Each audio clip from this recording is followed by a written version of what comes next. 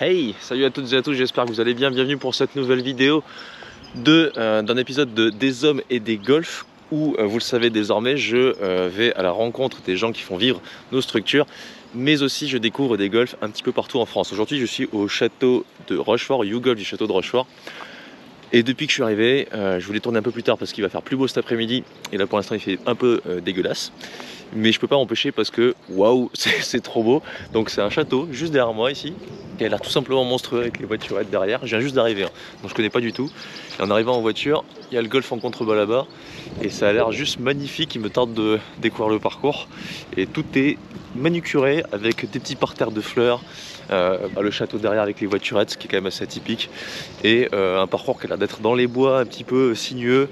Et avec plein d'essence d'arbres, etc. Tout ce que j'aime, voilà. Juste pour vous dire mon contentement. Allez, let's go.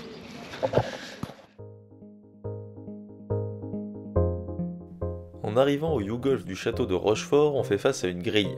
Et lorsque celle-ci s'ouvre, la magie opère. En montant la colline qui permet d'accéder au golf, on comprend rapidement qu'on ne va pas simplement découvrir un parcours, mais qu'on va fouler un petit morceau d'histoire, une histoire à base de cèdres centenaires et de châteaux démesurés.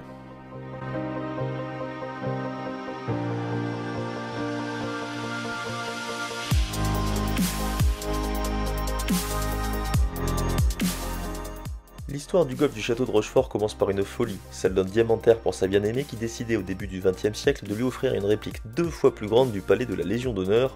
À la mort de ce dernier, le château y connut différents propriétaires et c'est finalement en 1964 qu'un golf y fut construit sous la houlette du célèbre architecte anglais William Hawtrey. Bienvenue pour cet épisode des hommes et des golfs au YouGolf du château de Rochefort.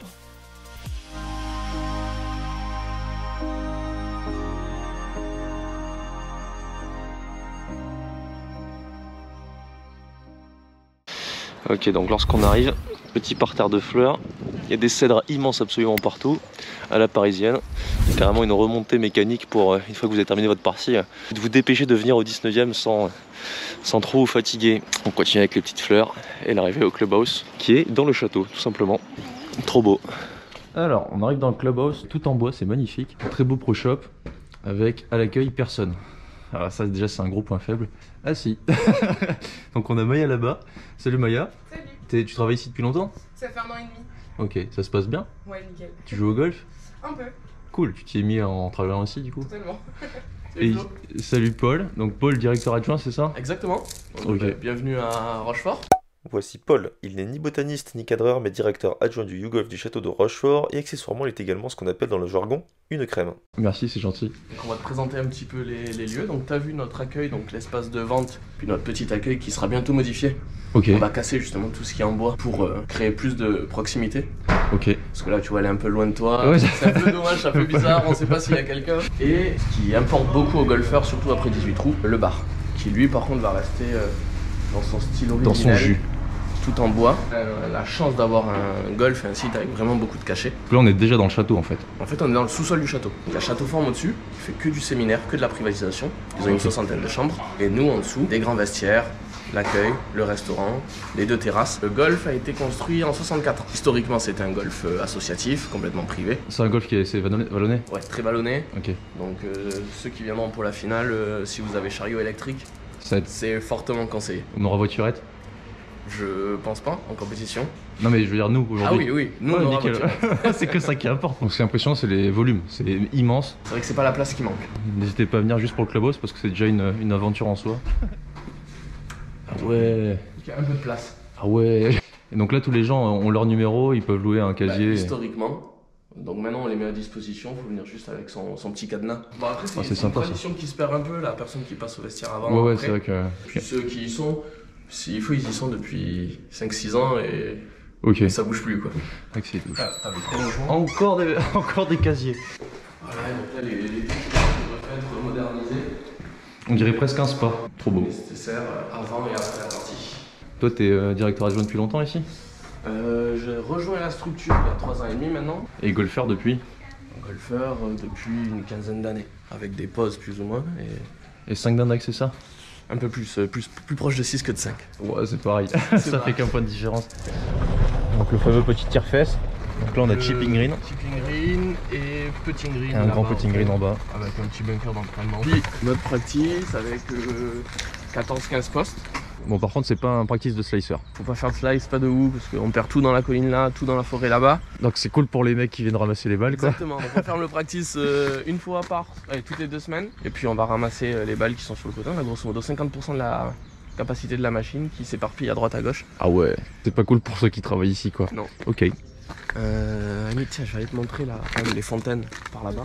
Vas-y. Donc là, on est toujours sur le practice. Et on est face au château, en fait. Avec des enchaînements de fontaines en escalier. Ouais, c'est beau, je vais peut-être faire un petit vlog de drone tout à l'heure.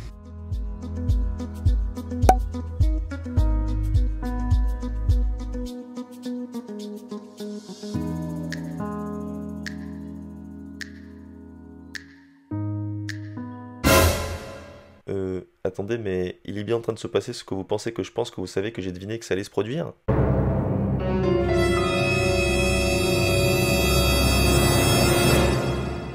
Ah non, le début des galères. Mais bon, on retourne avec Paul.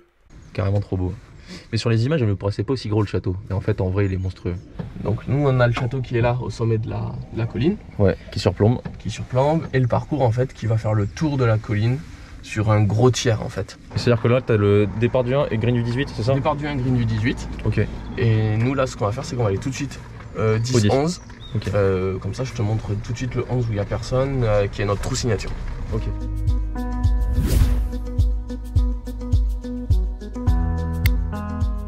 Et les anciens membres te raconteraient qu'à la fin des compétitions, ils se mettaient là et ils faisaient des concours de drive au-dessus de l'étang. Paul m'explique que la propriété a souvent changé de visage, de très nombreux édifices, pour certains abandonnés, sont présents sur cet immense site qui a appartenu notamment à des Japonais pendant presque 40 ans, qui avaient construit des jardins ainsi que des bains. L'immense bassin qui fait face à l'entrée du château, les cèdres géants, le bois de 800 hectares aux couleurs diverses et variées, tout est grandiose et ça permet au lieu d'entretenir un aspect bucolique où la sérénité et la contemplation viennent naturellement, et vous le savez, ce sont deux notions que j'apprécie particulièrement quand il s'agit de jouer au golf. Ça c'est le green du 9, là tu finis qu'on a allé ici. C'est trop beau. Le 10 et le 11 qui sera là-haut.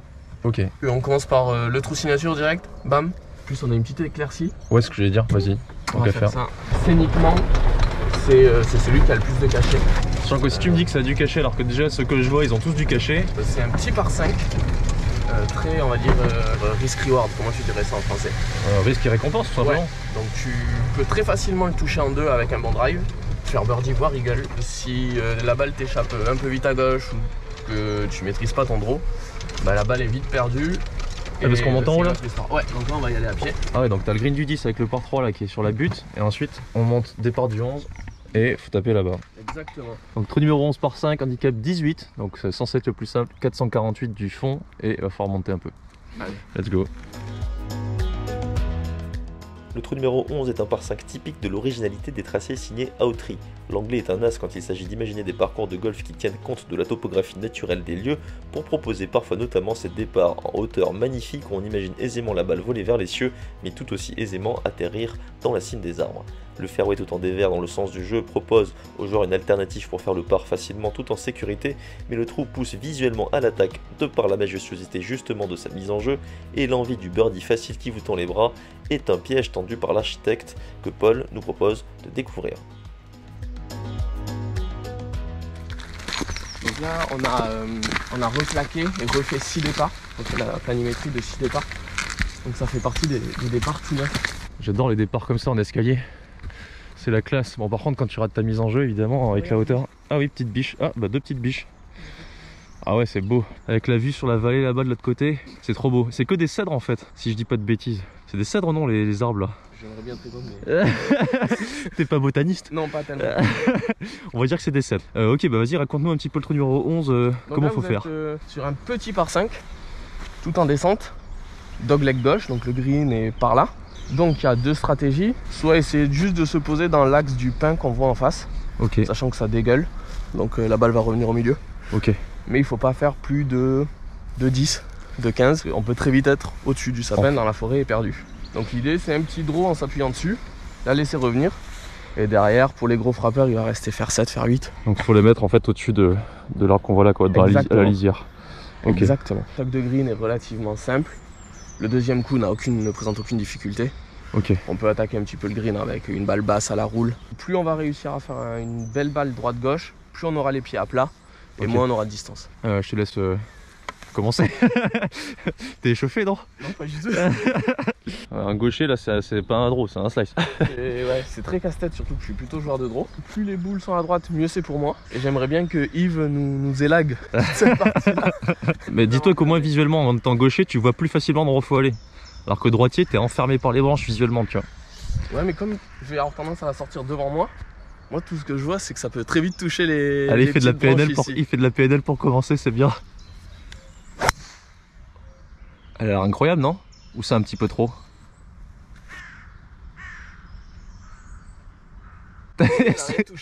C'est à l'oreille sur ce trou en fait. Bon, ça a l'air pas mal. Petit fade, bien joué.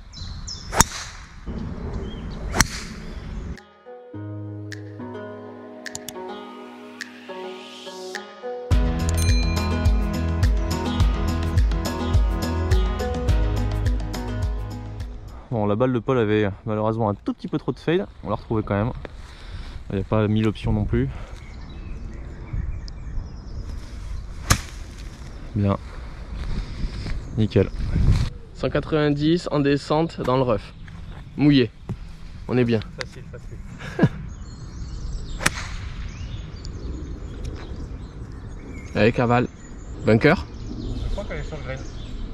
Ah ouais, elle est sur le grain à droite. Ok. Parfait. Allez, troisième coup de Paul. Là, il y a en descente aussi. Mais fairway. Le gros est pas venu. Arrête-toi. Oh, je crois qu'elle est peut-être dans la bruyère. Enfin, dans le genêt. Tu penses qu'elle a roulé jusque là-bas? Le deuxième coup ne présente aucune difficulté. Oh, je crois qu'elle est peut-être dans la bruyère. On verra. Mais en fait, ici, visiblement, de ce que nous disait Paul, les greens sont vraiment minuscules. Et là, même s'il n'y a pas grand chose devant, bah, ça se resserre quand même beaucoup avec les bunkers. Et l'entrée pour aller sur le green fait à peu près 10 mètres de large. Donc là, ton coup était pas si mauvais sur un parcours classique, quoi. Correct, ouais. Mais faut vraiment être très très précis. Donc dans le pire des cas, si vous n'avez pas envie de vous mettre dans la panade, vous pouvez jouer court aussi. Vous laissez le petit chip en long. Alors Paul qui s'est laissé le chip le plus facile du parcours là, avec très peu de place pour l'arrêter. On va ouvrir la face et on va espérer. Ah, ça a l'air incroyable ça. Magnifique. L'upshot à la Mickelson, le talent des gauchers.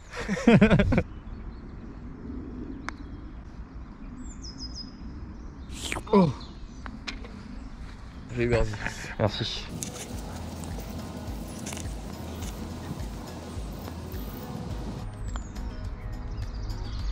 Dommage, ça aurait été beau de sauver le par. Du coup, ça laisse un petit test pour le bogey quand même. On va voir si elle a les nerfs solides avec des milliers de téléspectateurs qui regardent. Est-ce que les mains vont trembler? Solide, bien. Donc là, notre numéro 9. Donc en fait, c'est un énorme dogleg gauche, relativement long, 387 mètres. Mais du coup, 387, ça va être en prenant milieu de fairway pour ensuite attaquer le green, on prend souvent le revers qui est en fait dans l'axe du lave-balle quasiment. Ah, rien que ça, là-bas quoi. Il est là-bas. Ok. Enfin, il est même plus à gauche. Et toi, tu as une trouée qui va être dans cet axe-là. Ok. Donc les gars qui arrivent à driver haut et lever la balle très vite et loin peuvent tout couper et se laisser rien du tout. D'accord. Mais sinon, si tu joues le trou dans sa configuration pleine, t'as un long coup. Il te reste 180, allez, entre 160 et 180 mètres en montée, avec un dénivelé positif de 20 mètres. Tu m'as dit juste avant que c'était un des trous les plus durs d'Île-de-France. Ouais, je pense que pour le joueur lambda, c'est un joueur où 5 est un très très bon score. Ok, on est prévenu.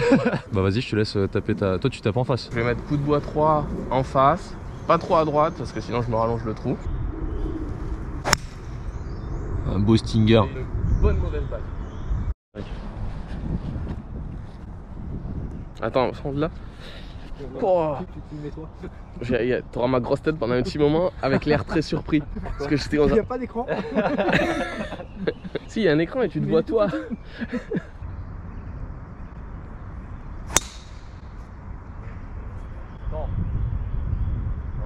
Ouais, bien.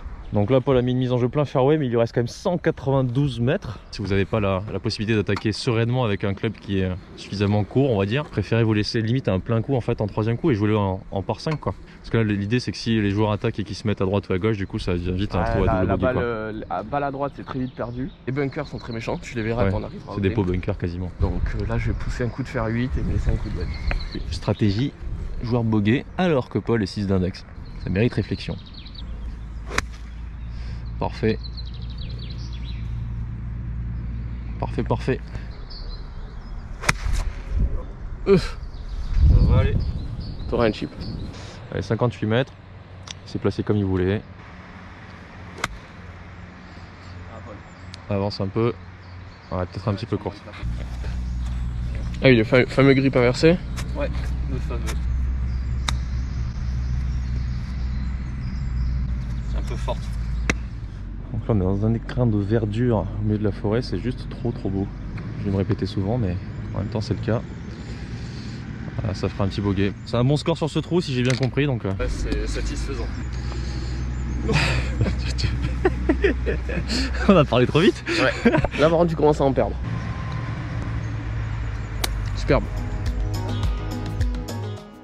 Attention à ce trou numéro 9, l'un des plus durs d'Île-de-France, fort dogleg gauche empêchant de jouer plus de 210 mètres depuis le tee si vous ne coupez pas par-dessus les arbres de gauche et qui impose un coup très long en montée et étroit pour le second coup vers un tout petit green à double plateau protégé par 2 profonds bunkers. Encore une fois, l'architecte Autry vous pousse à l'attaque pour tenter le par alors qu'un bogey sera facilement envisageable si vous restez sage et que vous respectez le tracé. Alors bonjour Yves. Attends. Yes, ça avait commencé juste avant. Donc Yves, greenkeeper du golf ici. Je vous présente Yves, greenkeeper si impliqué et passionné par son travail qu'il en oublie même de remonter sa braguette. Oui. Depuis un petit moment. Depuis la tempête de 99, voilà, je suis arrivé en même temps qu'un gros coup de vent. Ok. Est-ce que tu peux nous en dire un peu plus sur ton terrain et les spécificités de l'entretien ici? Alors, un terrain assez difficile à entretenir puisque c'est un massif de 100 hectares, massif forestier. Donc un gros travail sur la forêt, beaucoup de main-d'œuvre et d'heures passées sur les arbres, les élagages, les abattages. Au moindre coup de vent, ça génère beaucoup de travail. En contrepartie, on a un sous-sol sableux qui est très intéressant pour le jeu l'hiver. Ce matin, on m'a dit Paul m'a dit que tu avais fait un travail en coupant les racines. Tu peux nous en dire un peu plus pour Oui, voilà. Alors la difficulté principale sur ce parcours, c'est de concilier 2 milieux différents, le milieu forestier et le gazon, qui est notre fonds de commerce. Hein. Nous sommes avant tout un terrain de sport. Et donc, la forêt a tendance à gagner sur le gazon par le feuillage, mais aussi par les racines. Et ces racines viennent pomper l'eau des surfaces engazonnées et on a des zones qui deviennent plus clairsemées et qui sont souffreteuses, surtout avec les interdictions d'arrosage qu'on a eues l'année dernière. Ces zones-là ont souffert de manière très sévère. Plutôt dans les abords des refs, en fait, aux alentours des fairways. Donc à l'aplomb de la frondaison des arbres, en limite de rough fairway, on passe une machine qui coupe les racines et qui stoppe cette vampirisation de l'eau et cette concurrence déloyale pour le gazon. Petit mot de fin pour nous dire pourquoi on viendrait jouer ici plutôt qu'à un autre endroit. Alors écoutez, Rochefort vraiment très spécifique, son caractère 100% forestier, c'est son principal atout et son sous-sol sableux, son dessin à l'ancienne, avec des petits greens bien défendus et bien entretenus. Voilà, donc on vous accueillera avec plaisir. Je te remercie. Bon Paul, on est au trou numéro 18, je te propose un petit challenge. J'ai des clubs dans mon sac qui sont assez particuliers, je te les donne. Il y a celui-là, le meilleur driver qui n'a jamais été conçu, un top flight incroyable. Celui-ci, un fer 1 magnifique, et il y a celui-ci qui est pas mal non plus, il y en a même un dernier. Un fer 2, je sais même pas d'où ils ont sorti un truc comme ça. Et un petit bois d'enfant. Donc tu as tous ces clubs là, t'en choisis un, on va jouer tous les deux depuis le départ. Et comme je suis gaucher, ah je veux bien, hein. Je veux bien essayer. Hein. Ils vont tous faire à peu près 200 mètres normalement. Tu peux faire 200 mètres avec ça, tu penses? Ouais, 180 peut-être, on va voir. Tu penses? Tu peux essayer avec le club d'enfant? Moi, ce que j'ai envie de voir, c'est avec ça. Et ensuite, j'aimerais bien quand même que tu essayes en plus avec celui-là. Ok. Parce que le 180 mètres annoncé avec ce jouet, j'ai du mal à y croire. Donc là, on est au 18, par 4 en dogleg. Dogleg très marqué, qui donne pas d'autre option que de le jouer dans sa configuration pleine. Couper au-dessus serait beaucoup trop risqué. Ok. Plutôt s'appuyer à gauche, quitte à se rallonger un peu le trou. Ok. Parce que toutes les balles à droite, paumé, ou en tout cas beaucoup de coups perdus à essayer de se recentrer. Bon. On va avoir le swing de droitier. T'as déjà essayé? De temps en temps. Bah ça a l'air d'aller en vrai. Normalement je fais des gros par-dessus et elle va partir direct à gauche. Et à droite. Bah écoute, elle est en jeu. Alors attends quand même, va pas nous...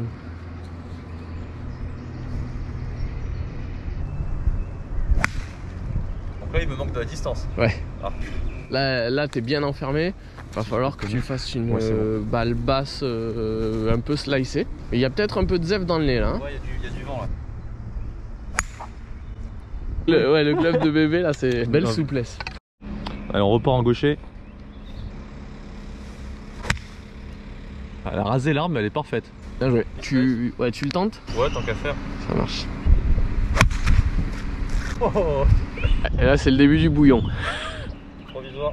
Probablement définitive. J'arrive pas. Bon, faut prier pour en trouver une. Hein. Bon, l'avantage de la finale Heritage, c'est que c'est du Stableford. On met une croix et on s'en va. Ah, j'en ai pris un peu dans la gueule. Avance, ah, un petit peu gratté. Bon, vu qu'il a fait un coup en droitier, pardon, je vais être sympa, je vais faire un coup en gaucher aussi. 54 degrés. Oh non. Pas si mal, non? Un peu cueilli. Ouais, c'est ça, un petit peu tac. Trop de finesse, tu la finesse quoi. Bon, le trou numéro 18 nous fait voir toutes les couleurs là. Petit green encore. Ah, c'est propre ça. Ouais, bien, un peu long, mais c'est bien. Oh, petit pont. J'ai pris le fil quand même. Ah bon? Ouais, j'ai pris le fil. Ah merde. Bon, c'est déjà perdu pour ce petit challenge sur ce trou. Donc je pète rapidement. Voilà, et ça nous fera un magnifique quadruple bogey. On n'en est pas beaucoup sur la chaîne, profitez. Donc vu que je prends quadruple, t'as 3 putts pour gagner. Ça en fait un. Ah, il a assuré la victoire. Il a assuré la victoire avec un magnifique double sur le dernier trou. J'avoue, pour terminer, c'est pas un trou facile. Hein. Bien joué. Allez, merci Flo. Bravo, magnifique, merci beaucoup. Paul, on vient de finir les 3 trous que tu m'as présentés, que j'ai trouvé tous les 3 très très beaux. Tard de jouer le parcours cet après-midi d'ailleurs. Selon toi, Ouais. les secteurs de jeu à travailler pour ceux qui vont venir ici, je crois que c'est en septembre ou en octobre. On est sur un parcours qui est pas généreux du tout. Ok. Donc quand vous rendez coups, ils sont là pour quelque chose. Et c'est pas un parcours qu'il faut agresser. Dès qu'on va commencer à être en sur-régime, le parcours va pas nous récompenser. Faut le respecter quoi. Faut le respecter. Il impose à peu près tous les coups, toutes les mises en jeu. Et vaut mieux le jouer de manière très scolaire. Ok. Plutôt que de tenter de prendre les lignes à la corde, etc. Parce que- Vaut mieux jouer ce qu'on voit en fait. Voilà, exactement. Il est assez franc, il impose les lignes, Ok. on les suit et ça se passera bien. Les greens étant tout petits, si vous visez milieu de green, C'est mieux. bah on est bien. Parce qu'en fait, on aura toujours des putts Pas très relativement courts. Ok. Donc les opportunités vont venir toutes seules. Alors que par contre, on n'a jamais des chips très simples. Il n'y a pas Ok. de bonne zone pour louper et on a même des zones très dangereuses où la balle peut dégager très loin, dans des lies un peu aléatoires, des bunkers un peu profonds. Donc mise en jeu, on fait pas le fou. Exactement. Attaque de green, on vise les milieux de green. Voilà. Et ensuite on se dépatouille si ça se passe pas bien évidemment, hein, comme tous les parcours j'ai C'est envie ça. de dire quoi. Mais ok, bon vous avez toutes les Voilà, infos. mais si la personne qui finira avec 38 points en net devrait pas être loin de la Ce que vérité. tu me disais, les gens jouent rarement leur index sur ce parcours qui rend peu de clairement. coups à cause des longueurs, mais qui est beaucoup plus technique qu'on le. Voilà, et qui peut être très piégeux et on perd très vite une balle ou des coups en se recentrant. Et d'ailleurs quand on se rate, vaut mieux se recentrer, faut pas encore C'est faire ça, le show plutôt quoi. que d'aller rajouter au problème d'autres problèmes. Je te remercie Paul pour la présentation, c'était sympa. Merci à toi Flo, Et à bientôt. à très vite.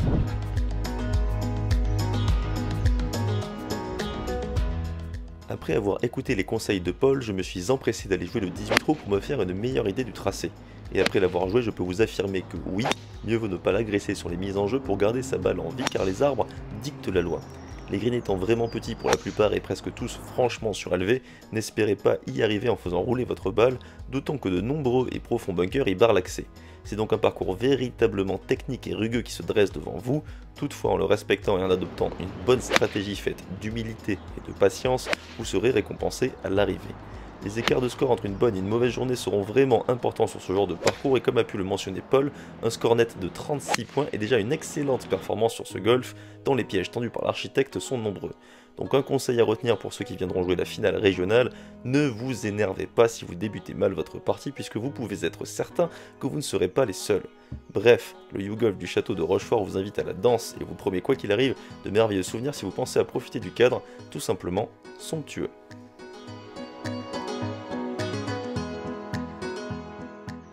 Ça peut être quand même très très beau un golf, n'est-ce pas? Juste pour l'anecdote quand même parce que c'est assez marrant, j'ai cherché mon drone pendant 1h30. Je suis avec Hugo de l'accueil, il va aller gentiment récupérer mon drone en montant à l'arbre tout en haut, espérant que la tempête qui est passée juste avant avec de la grêle l'avait peut-être fait tomber sur le sol. C'est pas ça? Oh non. Ah, t'écoutes la fausse joie. Oh, il est là. J'étais déprimé, littéralement déprimé. Bon, si vous le voyez, je vous donne 1000 balles. J'ai commencé à déjà réfléchir à 15 000 solutions, hein, etc. Bref, je vous explique même pas la galère. Et au moment où je décide finalement d'abandonner et de rentrer, je vous jure. Malheureusement pour mon drone aventurier, j'ai l'immense regret de vous annoncer que sa vie s'arrêtera finalement brutalement des suites de ses blessures dès le surlendemain, où dans un dernier souffle et une intrépide pirouette, il décide de finir ses derniers instants au milieu d'un champ de colza. Gros coup de chance, je tombe dessus. Et en plus, intact. Vous aurez des plans de drone. C'est cool. Et en plus, le seuil revient. Donc c'est parti, on va tourner les plans de drone.